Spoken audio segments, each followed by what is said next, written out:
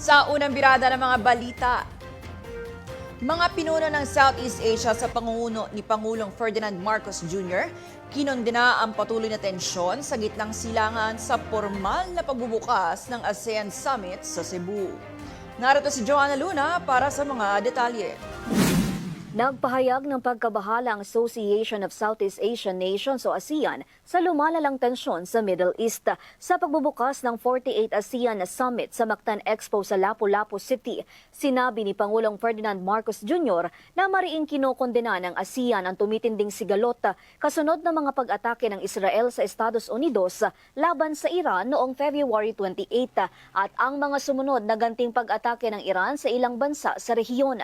Ayon sa Pangulo, nagdulot ang tensyon ng malaking epekto sa pandaigdigang transportasyon at kalakalan, kabilang ang pagkaantala sa maritime at air routes, pagtaas ng panganib sa mga barko at eroplano, at pagkaapekto sa supply ng enerhiya at mahalagang produkto. So do we stand together today to demonstrate ASEAN's capacity to respond with unity, with wisdom, with resolve, at a time when our region is once again faced with profound uncertainty.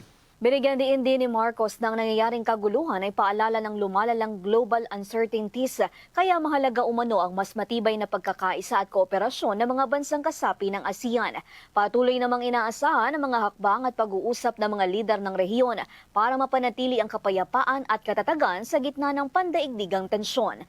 Para sa DATV News, ako si Joanna Luna, nag-uulat.